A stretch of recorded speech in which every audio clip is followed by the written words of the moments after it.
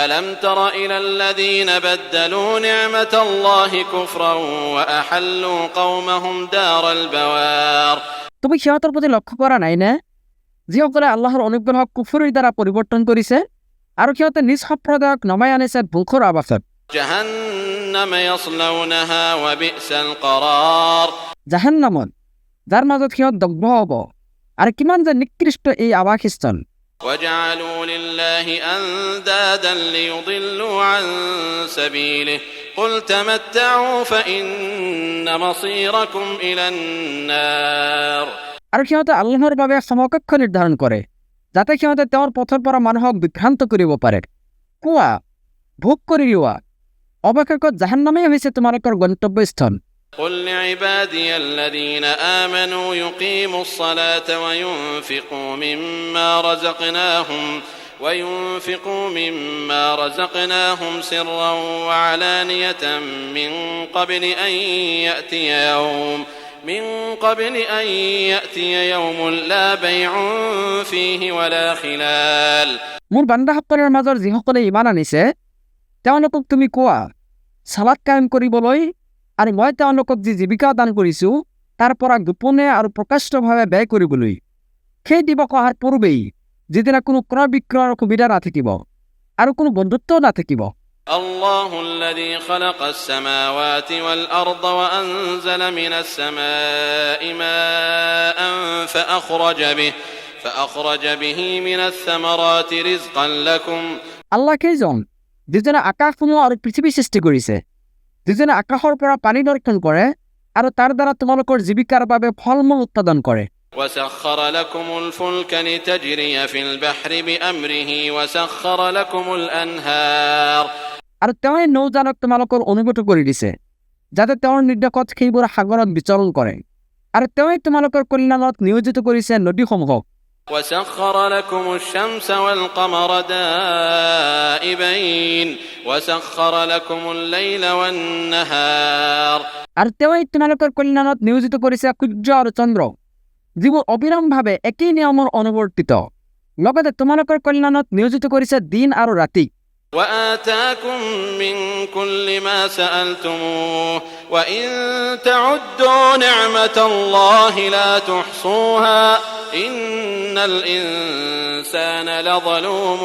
كفار আৰু তেওঁ তোমালোকক প্ৰত্যেক সেই বস্তু প্ৰদান কৰিছে যিটো তোমালোকে তেওঁৰ ওচৰত বিচাৰিছা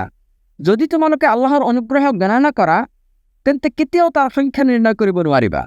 নিশ্চয় মানুহ অতিমাত্ৰা জালিম অকৃতজ্ঞ وإذ قال إبراهيم رب اجعل هذا البلد آمنا واجنبني وبني أن نعبد الأصنام আৰু স্মৰণ কৰা যেতিয়া ইব্ৰাহিমে কৈছিল হে মোৰ প্ৰতিপালক এই চহৰখনক অৰ্থাৎ মক্কা নগৰীক নিৰাপদ কৰি দিয়া লগতে মোক আৰু মোৰ পুত্ৰসকলক মূৰ্তি পূজাৰ পৰা দূৰত ৰখা رب إنهن أضللن كثيرا من الناس فمن تبعني فإنه مني ومن عصاني فإنك غفور رحيم হে মোৰ প্ৰতিপালক এইবোৰ মূৰ্তিয়ে বহু মানুহক বিভ্ৰান্ত কৰিছে এতেকে যিয়ে মোৰ অনুসৰণ কৰিব তেওঁহে মোৰ দলভুক্ত আৰু যিয়ে মোৰ অবাধ্য হ'ব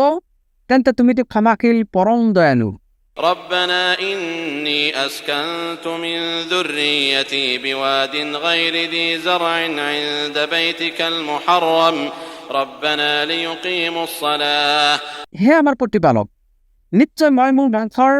কিছুমান লোকক অনুৰ্বৰ উপত্যকাত তোমাৰ পবিত্ৰ ঘৰৰ ওচৰত বসবাস কৰালো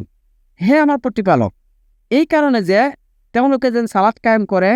فاجعل أفئدة من الناس تهوي إليهم وارزقهم من الثمرات لعلهم يشكرون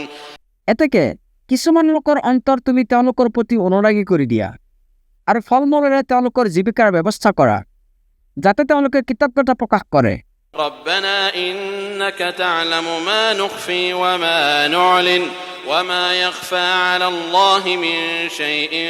في الأرض ولا في السماء হে আমাৰ প্ৰতিপালক যিবোৰ আমি গোপন কৰোঁ আৰু যি আমি প্ৰকাশ কৰোঁ নিশ্চয় সেইবোৰ তুমি জানা আকাশ আৰু পৃথিৱীৰ কোনো বস্তুৱেই আল্লাহৰ পৰা গোপন নহয় الحمد لله الذي وهب لي على الكبر إسماعيل وإسحاق إن ربي لسميع الدعاء সকলো ধৰণৰ প্ৰশংসা কেৱল আল্লাহৰে প্ৰাপ্য, যিজনে মোক মোৰ বৃদ্ধা অৱস্থাত ইছমাইল আৰু ইছহাক দান কৰিছে।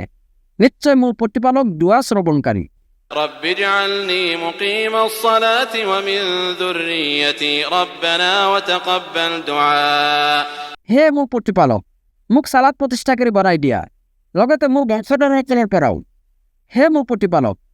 আৰু মোৰ দুৱা কবুল কৰা। ربنا اغفر لي ولوالدي وللمؤمنين يوم يقوم الحساب হে আমাৰ প্ৰতিপালক, যিদিনা হিচাপ নিকাচ অনুষ্ঠিত হ'ব, সেইদিনা মোক আৰু মোৰ পিতৃ মাতৃক লগতে মুমিনসকলক ক্ষমা কৰি দিবা। ولا تحسبن الله غافلا عما يعمل الظالمون إنما يؤخرهم ليوم تشخص فيه الأبصار জালিমসকলে যি কৰে সেই বিষয়ে তুমি কেতিয়াও আল্লাহক অমনোযোগী বুলি নাভাবিবা। দৰাচলতে তেওঁ সিহঁতক সেই দিৱসলৈকে অৱকাশ দিয়ে যিদিনা সিহঁতৰ চকু আতংকত স্থিৰ হৈ পৰিব। مهطعين مقنعي رؤوسهم لا يرتد إليهم طرفهم وأفئدتهم هواء ভীতবিহ্বল চিত্তে ওপৰৰ পিনে চাই সিহঁতে পলাবলৈ দৌৰিব, নিজৰ প্ৰতি সিহঁতৰ দৃষ্টি উভতি নাহিব, আৰু সিহঁতৰ অন্তৰ হ'ব উদাস জ্ঞান শূন্য। وأنذر الناس يوم يأتيهم العذاب فيقول الذين ظلموا ربنا أخرنا إلى أجل قريب نجب دعوتك ونتبع الرسل আৰু যিদিনা সিহঁতৰ শাস্তি আহিব, সেই দিৱস সম্পৰ্কে তুমি মানুহক সতৰ্ক কৰা। তেতিয়া অন্যায়কাৰীসকলে ক'ব, হে আমাৰ প্ৰতিপালক, তুমি আমাক অলপ সময়ৰ বাবে অৱকাশ দিয়া, আমি তোমাৰ আহ্বানত সঁহাৰি দিম আৰু ৰাসূলসকলৰ অনুসৰণ কৰিম। أولم تكونوا أقسمتم من قبل ما لكم من زوال উত্তৰত কোৱা হ'ব, কিয় তোমালোকে জানো ইয়াৰ আগত শপত খাই কোৱা নাছিলা যে তোমালোকৰ কেতিয়াও পতন নহয়? وسكنتم في مساكن الذين ظلموا أنفسهم وتبين لكم كيف فعلنا بهم وضربنا لكم الأمثال আৰু তোমালোকে বাস কৰিছিলা সিহঁতৰ ভূমিত যিসকলে নিজৰে প্ৰতি অন্যায় কৰিছিল, আৰু সিহঁতৰ লগত আমি কি আচৰণ কৰিছিলোঁ সেয়াও তোমালোকৰ ওচৰত স্পষ্ট আছিল। লগতে আমি তোমালোকৰ বাবে বহুতো দৃষ্টান্ত উপস্থাপন কৰিছিলোঁ। وقد مكروا مكرهم وعند الله مكرهم وإن كان مكرهم لتزول منه الجبال আৰু সিহঁতে ভীষণ চক্ৰান্ত ৰচিছিল, কিন্তু আল্লাহৰ ওচৰত সিহঁতৰ চক্ৰান্ত জনা আছিল। সিহঁতৰ চক্ৰান্ত এনেকুৱা নাছিল যে পৰ্বতকো টলাব পাৰিব। فلا تحسبن الله مخلف وعده رسله إن الله عزيز ذو انتقام এতেকে তুমি কেতিয়াও নাভাবিবা যে আল্লাহে তেওঁৰ ৰাসূলসকলক দিয়া প্ৰতিশ্ৰুতি ভংগ কৰিব। নিশ্চয় আল্লাহ পৰাক্ৰমশালী, প্ৰতিশোধ গ্ৰহণকাৰী। يوم تبدل الأرض غير الأرض والسماوات وبرزوا لله الواحد القهار